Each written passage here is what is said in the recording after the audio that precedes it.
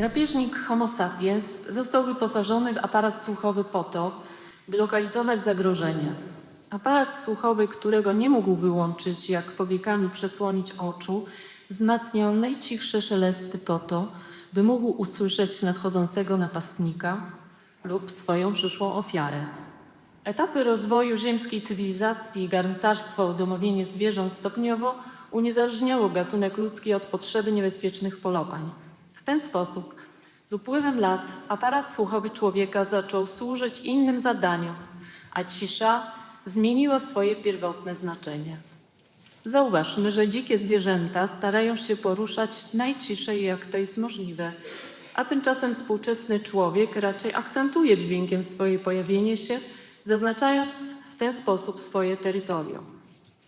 Badania słuchu przeprowadzone w latach 60. na żyjącym na pustyniach Sudanu plemieniu Maban wykazały, że ponad połowa zbadanych członków plemienia słyszała dźwięki, które były rozpoznawalne tylko dla 2% członków grupy nowojorczyków w podobnym wieku.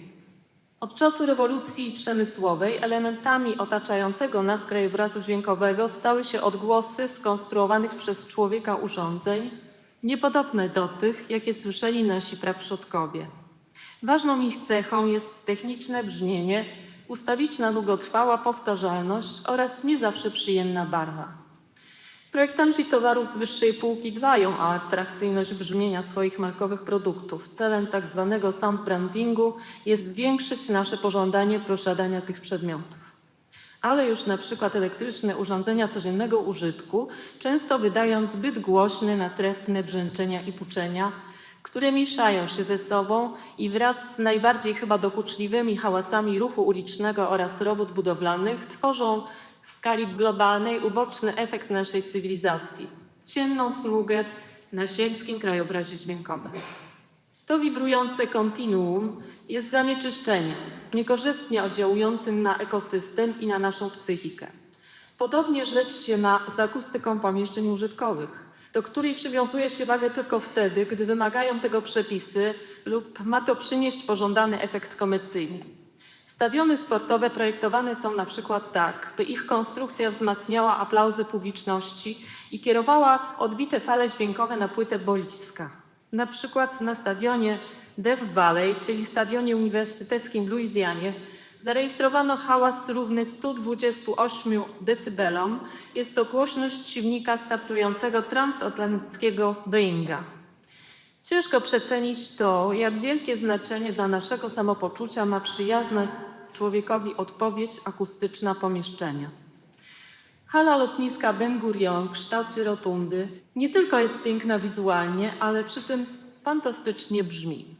Daje to poczucie niespotykanego w pomieszczeniach tej wielkości komfortu psychicznego. Przy tym piękno wizualne pomieszczenia odbiera się jako wyraźniejsze, kontempluje się je w stanie pewnego rodzaju wewnętrznego skupienia.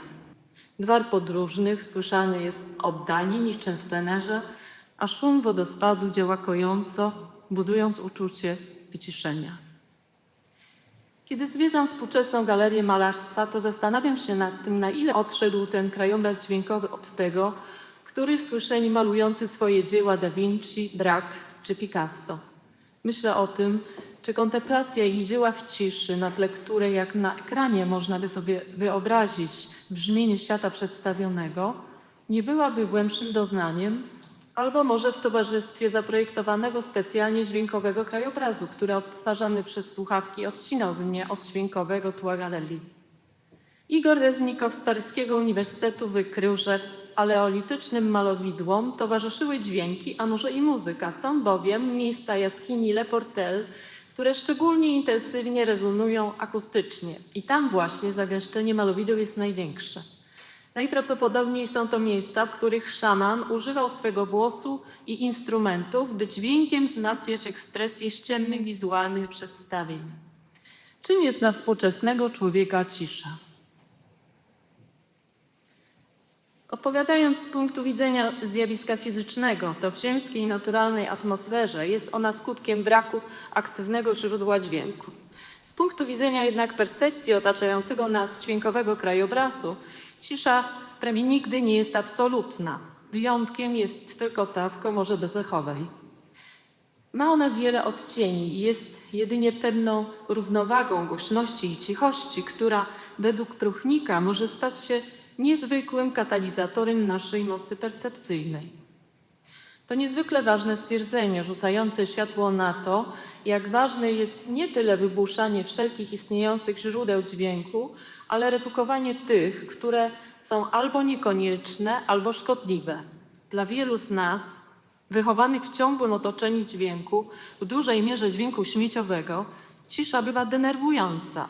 Stanowi, jak pisze Łukasz Schneider w Silent Disco, gorset krępujący nasze ja. Odruchowo bywa zagłuszana głosem, odgłosami wykonywanych czynności, czy poprzez na przykład włączenie radia. Dlaczego? Bo nie słysząc nic, zaczynamy się skupiać na samych sobie, na naszych myślach, na kontemplacji sensu, a to wiąże się z dyskomfortem i obniżeniem nastroju. Żyjąc w głośnym otoczeniu, musimy pokonywać wszechobecny hałas i często swoim głośnym zachowaniem rozbudowujemy swoje terytorium, czy granice dobrego wychowania.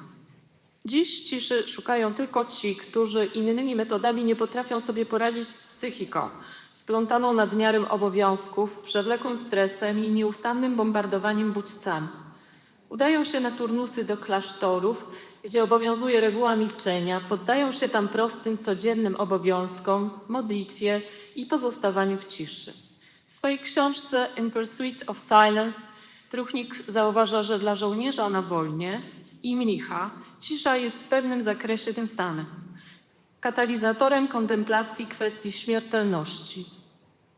Dla klasztornego turysty cisza jest rodzajem odnowy biologicznej. Co doprowadza współczesnego człowieka do stanu, w którym musi podejmować tak radykalne środki, by wypocząć? Czy jest to tylko fizyczna ekspozycja aparatu słuchowego na hałas, czy może mamy do czynienia także z hałasem wizualnym, podobnym do tego, jaki odczuł Diderot, patrząc na obrazy François Boucher? Cyfryzacja, która odbyła się w Polsce na przełomie lat 80. i 90. w powiązaniu z globalizacją, zmniejsza dystans. Światłowody biegnące pod dnach oceanów, niczym neuromy, przewodzą nieustannie impulsy, umożliwiając codzienny wirtualny kontakt i współpracę osób znajdujących się w odległych od siebie miejscach. Jednocześnie zacierają się granice bycia w konkretnym miejscu. Nieustanna wirtualna dostępność wymusza izolację od żywych ludzi, od świata przyrody, od obrazów i dźwięków niedochodzących do nas przez ekrany i głośniki. Jest to izolacja od świata natury, elementem którego jesteśmy.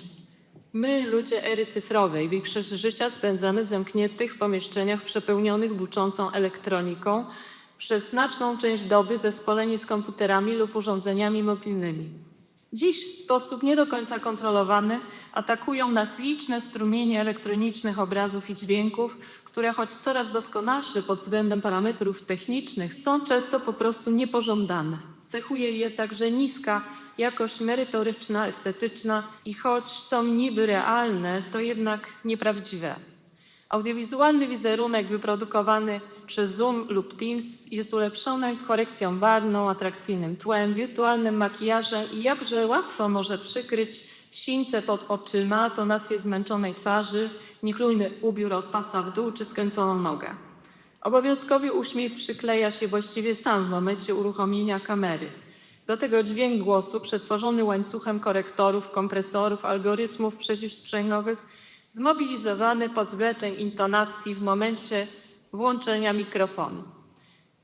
Zdigitalizowanemu głosowi program nadaje uśrednione brzmienie. Audiowizualne kanały komunikacji narzucają posługiwanie się wystandaryzowaną formą i chcąc, nie chcąc wdrażamy się w system będący bardzo nieprawdziwą aproksymacją stanu rzeczywistego. Ten wirtualny świat audiowizualny jest nieprzyjazny dla niedoskonałości, odmienności i wszelkich zjawisk wykraczających poza średnią. Przeniesienie rozmaitych procesów związanych z życiem zawodowym i prywatnym do domeny cyfrowej o dziwo nie powoduje ich bezwzględnego liniowego przyspieszenia. Podnosząc precyzję, efektywność, wzmaga niestety stopień komplikacji.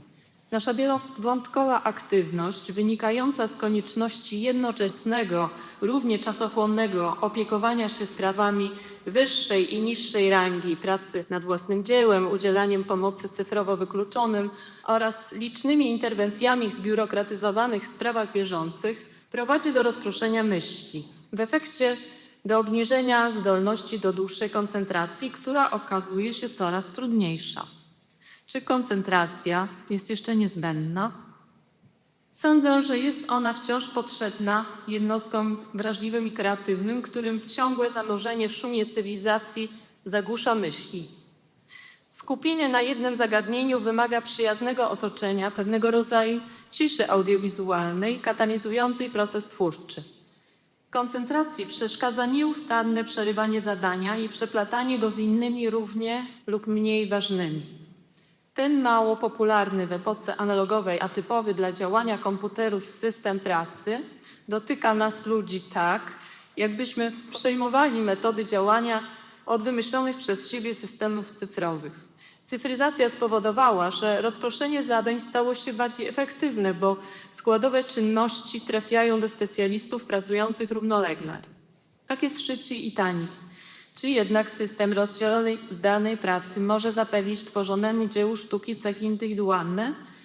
Segmentacja zadań uwalnia w dużym stopniu podwykonawców od poczucia odpowiedzialności za całość i może skutkować standaryzacją, wtłoczeniem w szablon akcji, tekstu, wyglądu lub brzmienia. Z jednej strony odpowiadać za całość dzieła znaczy zagwarantować indywidualizm wypowiedzi. Z drugiej stanąć czasem w poprzek wymogom rynku, nie zdążając na przykład na deadline.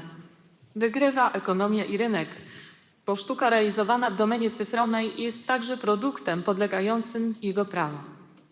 Rozpędzona skomplikowanymi procesami, atakowana nadmiarem bodźców, machina naszego mózgu nie daje się łatwo wyhamować, a relatywna cisza zewnętrzna tylko obnaża ten stan i w połączeniu z odcięciem od elektronicznych bodźców wizualnych staje się dla ludzi takich jak ja, funkcjonujących w trybach domeny cyfrowej, trudna do zniesienia.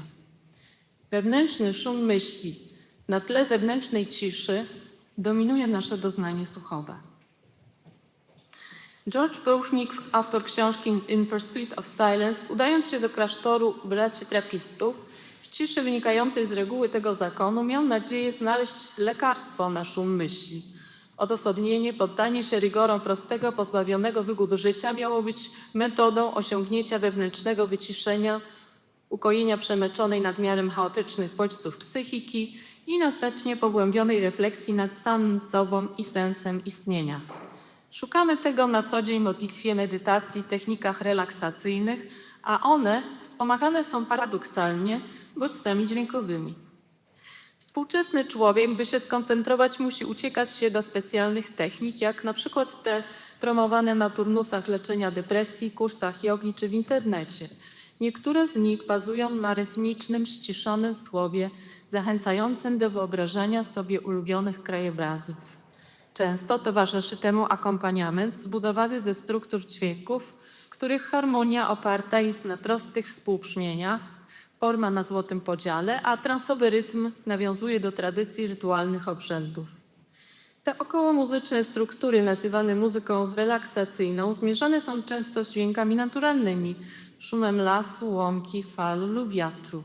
Założona przez doktora Ibena Aleksandra strona internetowa Sacred Acoustic sprzedaje quasi-muzyczne utwory, które mają ułatwiać uciszenie natłoku myśli oraz uwolnić naszą psychę.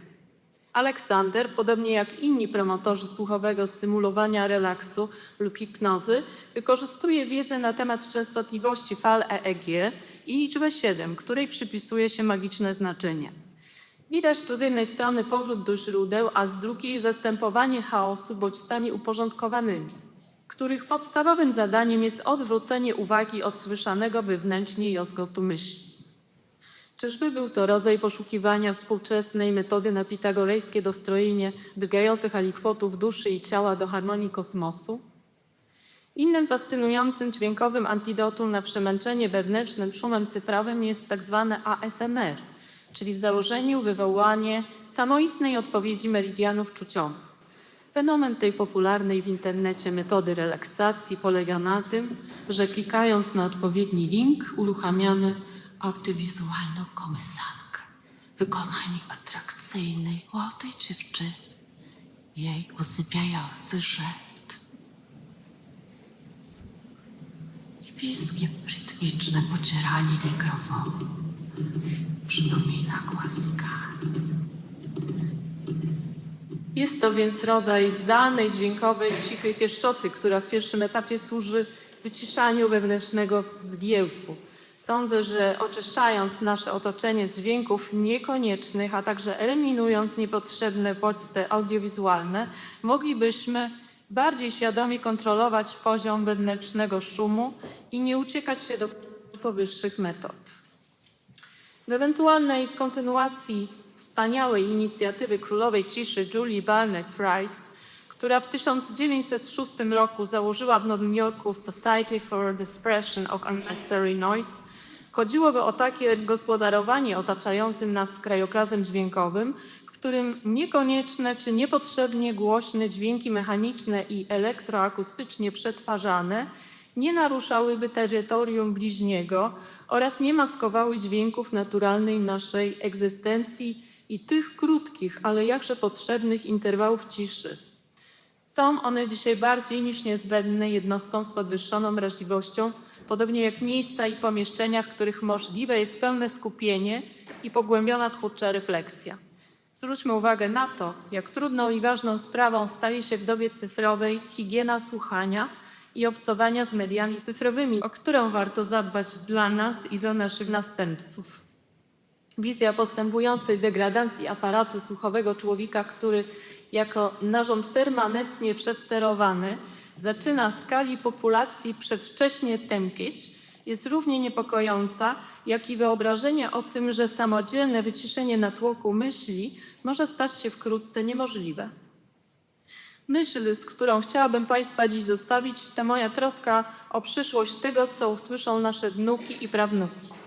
Nie chciałabym, by słyszały gorzej i krócej od nas, by w wieku średnim, jak Beethoven, musiały słuchać muzyki ciałem, a o przebywanie w oazach ciszy ubiegać się z przepisaną przez lekarza receptą. Chciałabym optymistycznie założyć, że nie będą, wstając z łóżka, zastępować stoperów słuchawkami wyciszającymi niepożądane tło i jednocześnie odtwarzającymi wybrane tylko z otoczenia dźwięki. Oraz, że aby nie wpaść pod elektryczny, cichobieżny samochód, nie będą musiały używać specjalnych, ostrzegających je wibracją czujników. To w jaki sposób dbamy dziś o nasz aparat słuchowy, to jest jakimi krajobrazami dźwiękowymi pozwalamy się otaczać, to w jaki sposób obcujemy z mediami audiowizualnymi, może mieć bezpośredni związek z tym, czy przyszłe pokolenia będą na przykład mogły być muzykami i melomanami. Czy będą zapełniać salę jak ta, w której jesteśmy i czy nie zadowolą się wspomaganym sztuczną inteligencją wirtualnym wykonaniem czarodziejskiego fletu ze śpiewakami, muzykami i dyrygentem występującymi zdalnie z domowych studiów. Przywiązywanie właściwej wagi temu, w jaki sposób nasze zachowanie wpływa na krajobraz dźwiękowy bliźniego, to trudna lekcja empatii, lekcja wrażliwości oraz dbania o doznania słuchowe wyższego rzędu, takie jak piękno dźwięku, muzyki i poczucie wewnętrznej harmonii ze światem.